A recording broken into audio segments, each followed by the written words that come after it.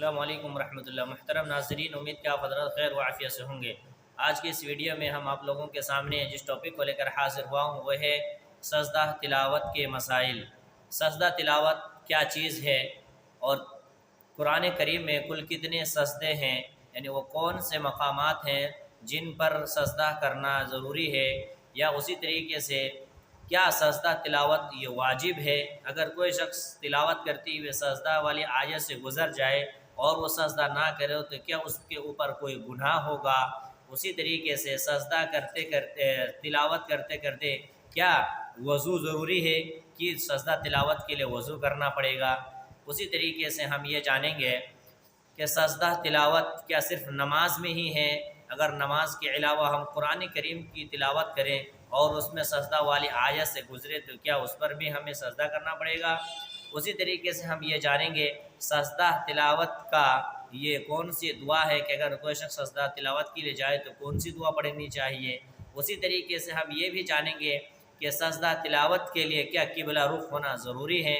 کیا پشچم کی طرف رخ کر کے ہم قبلہ رخ ہو کر کے سجدہ تلاوت کرنا پڑے گا؟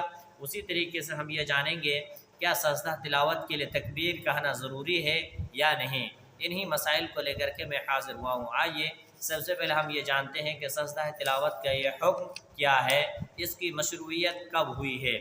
تو جان لیں سجدہ تلاوت کرنا اس کا یہ حکم کے بارے میں اختلاف ہے، لیکن راجح اور صحیح بات یہ ہے کہ سجدہ تلاوت یہ واجب نہیں ہے بلکہ مستحب ہے۔ یعنی اگر کوئی شخص سجدہ تلاوت کرتے کرے قرآن کریم کی تلاوت کرتے کرتے سجدہ والی آیتوں سے گزرتا ہے اور اس پر وہ سجدہ تو نہیں کرتا تو وہ گنہگار نہیں ہوگا۔ اس کی کیا دلیل ہے؟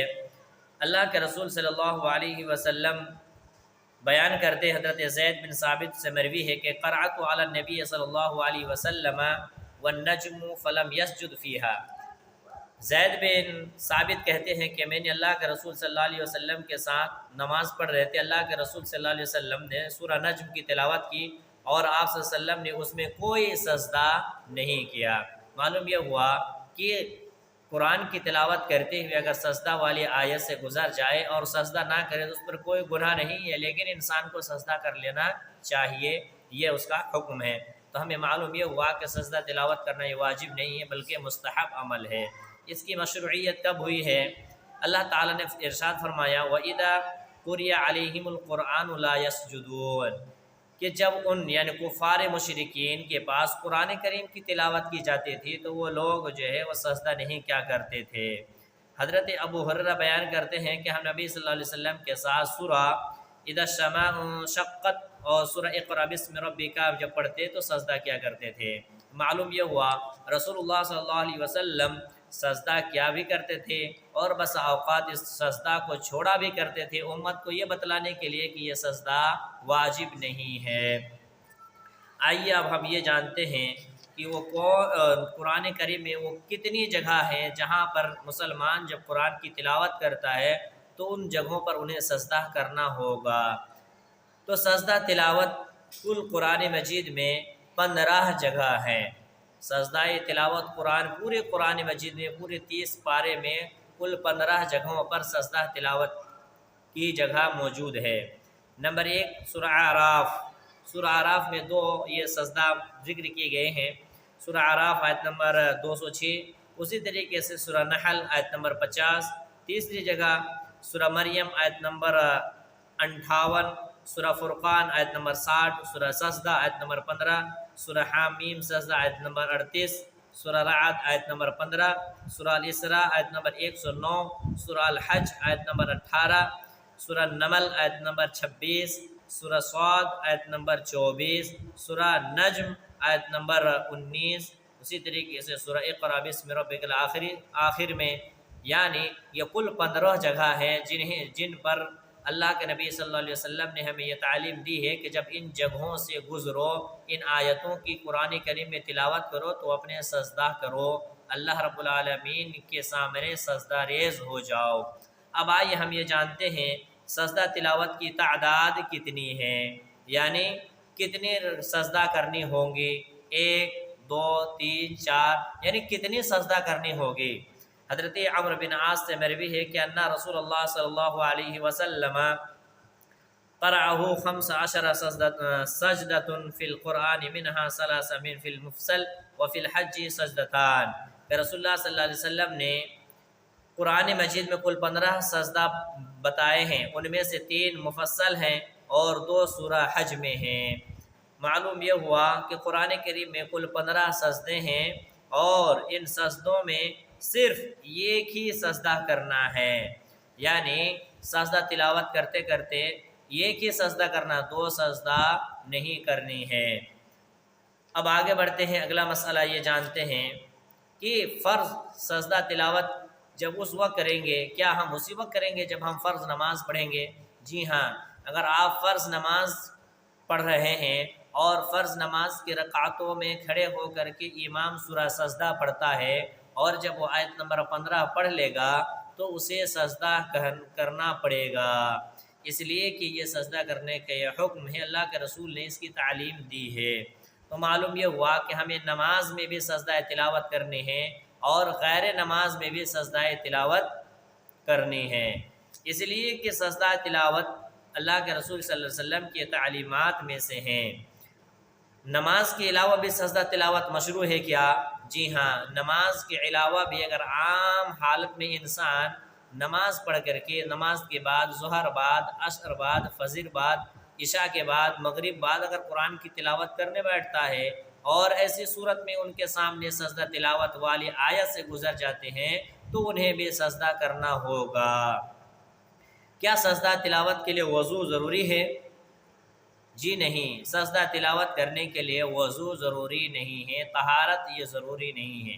اسی طریقے سے سجدہ تلاوت کرنے کے لیے کیا پسچم کی طرف رخ کر کے سجدہ کرنا ضروری ہے؟ قبلہ رخ ہونا اور وضو کرنا یہ سجدہ تلاوت کے لیے ضروری نہیں ہے۔ اس کی کیا دلیل ہے؟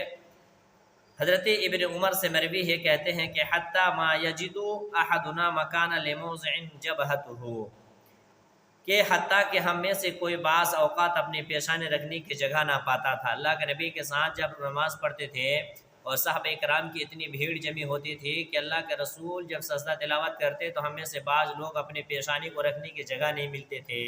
اللہ اکبر، اتنی بھیڑ لگی ہوئی ہوتی تھی۔ اسی طریقے سے ابن عباس سے مروی ہے کہ ان نبی صلی اللہ علیہ وسلم سجد بالنجم وسجد معه المسلمون والمشركون والجن والانس، کہ نبی صلی اللہ علیہ وسلم نے سورہ نجم کی تلاوت کی اور اس کے ساتھ ساتھ مسلمانوں نے بھی سجدہ کیا، غیر مسلموں نے بھی سجدہ کیا، انسانوں بھی سجدہ کیا اور جنوں بھی سجدہ کیا۔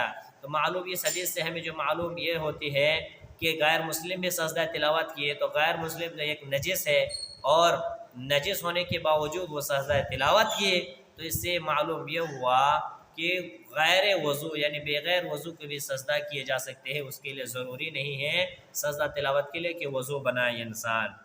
اسی طریقے سے اب یہ جانتے ہیں کیا سجدہ تلاوت کے لیے تکبیر کہنا ضروری ہے، یا تکبیر نہ کہے تو کیا ہوگا؟ آئیے حضرت ابن عمر سے سنتے ہیں، وہ کہتے ہیں کہ کان نبی صلی اللہ علیہ وسلم یقرأ علینا القرآن فإذا مر بالسجدہ کبر وسجدنا معه۔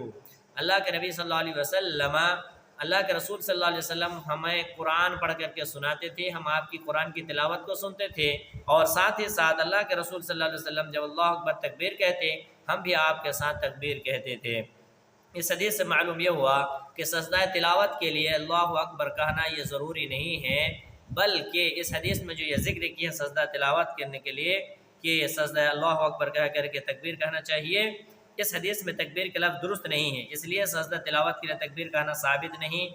البتہ نماز میں چونکہ نبی صلی اللہ علیہ وسلم جھکتے اٹھتے وقت لازماً تکبیر کہتے، اس لیے سجدہ تلاوت کر لینی چاہیے۔ اب آئیے ہم یہ جانتے ہیں کہ سجدہ جو تلاوت کریں گے اس وقت کون سی دعا پڑھیں گے، سجدہ تلاوت میں کون سی دعا پڑھنی چاہیے۔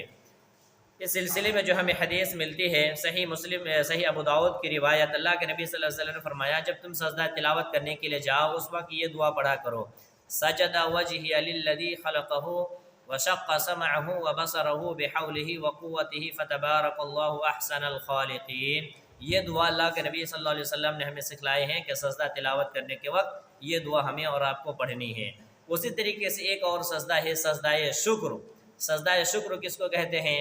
یعنی انسان کو جب اللہ کی کوئی نعمت حاصل ہوتا ہے یا کسی مصیبت سے اسے چھٹکارا ملتی ہے یا کوئی خوشی مسرت ہوتی ہے تو اس کے شکر میں اللہ کے سامنے ایک سجدہ شکر کرتا ہے، اور سجدہ شکر یہ کرنا اللہ کے نبی صلی اللہ علیہ وسلم سے ثابت ہے۔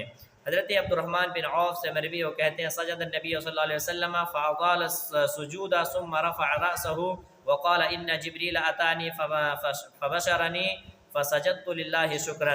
نبی صلی اللہ علیہ وسلم نے سجدہ کیا اور لمبا سجدہ کیا، پھر اپنا سر اٹھا کر فرمایا کہ بے شک حضرت جبریل میرے پاس آئے اور انہوں نے مجھے بشارت دی تو میں اللہ تعالیٰ کا شکر ادا کرنے کے لیے سجدہ ریز ہو گیا۔ معلوم یہ ہوا کہ اگر کسی انسان کو کوئی خوشی ملتی ہے، کوئی مصیبت سے چھٹکارا ملتا ہے یا کوئی نعمت حاصل ہوتی ہے تو اسے اللہ رب العالمین کا شکریہ بجا لاتے ہوئے سجدہ شکر کرنا چاہیے۔